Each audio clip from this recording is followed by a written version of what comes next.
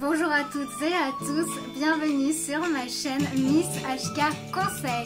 J'espère que vous allez bien et que vous êtes prêts pour découvrir un nouveau sujet. Allez, c'est parti, on y va.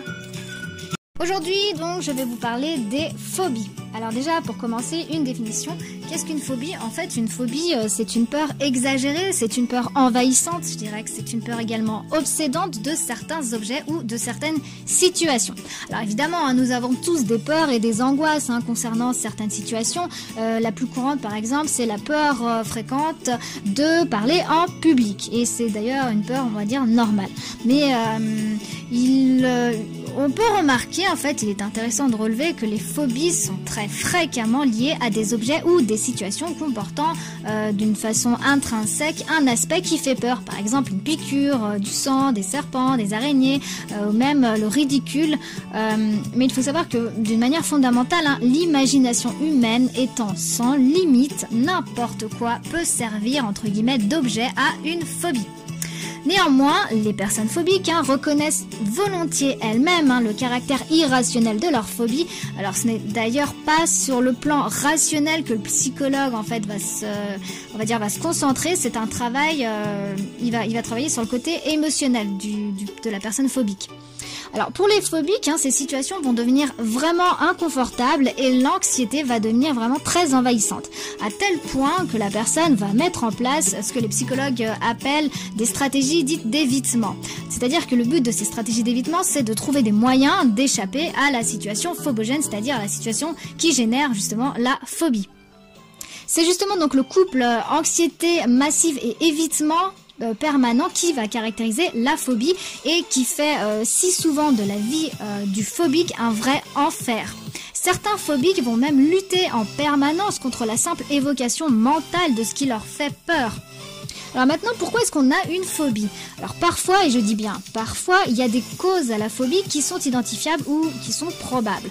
Par exemple, une période dépressive, un événement de la vie, comme la séparation des parents, un deuil, des agressions ou de la maltraitance, de l'anxiété ou une phobie transmise par un parent. Maintenant, y a-t-il un cercle vicieux de la phobie? Oui, pourquoi? Parce que c'est souvent cette phobie qui s'installe plus ou moins accidentellement, sans qu'on identifie de cause évidente. Un fond d'anxiété peut-être à une période de la vie. C'est une phobie qui se met en place d'abord discrètement pour devenir progressivement de plus en plus envahissante. Voilà. Maintenant, pourquoi les personnes phobiques attendent plus souvent ou attendent même souvent longtemps pour appeler de l'aide? Eh bien, c'est tout simplement parce qu'elles ont honte. Et c'est la honte qui est une autre composante fréquente de la phobie.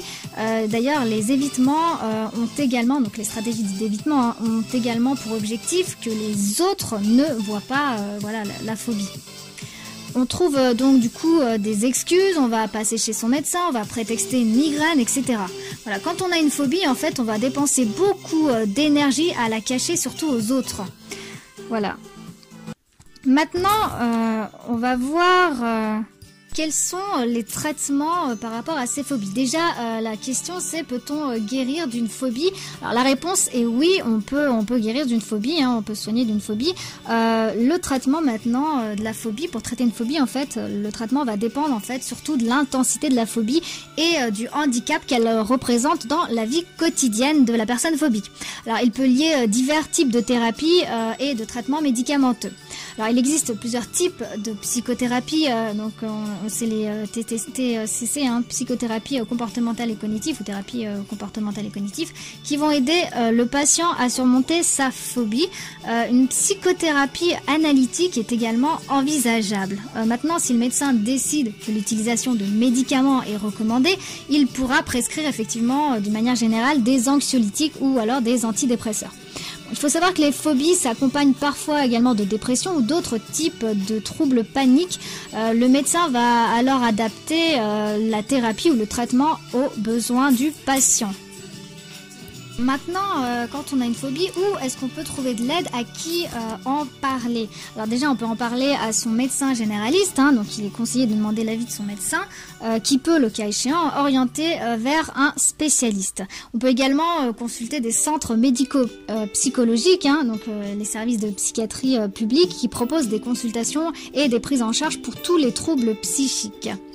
Et on peut également consulter des associations d'usagers et groupes d'entraide mutuelle qui apportent également des informations en entraide et du soutien. Cette vidéo est à présent terminée. J'espère que le sujet vous aura plu. N'hésitez pas à me laisser vos commentaires. N'hésitez pas également à liker et à partager. Je vous remercie pour avoir regardé ma vidéo. Je remercie également particulièrement mes abonnés. Si vous ne faites pas encore partie de la communauté HK, n'hésitez pas. Faites le premier pas. Abonnez-vous. Quant à moi, je vous dis à bientôt. Et d'ici là, prenez soin de vous.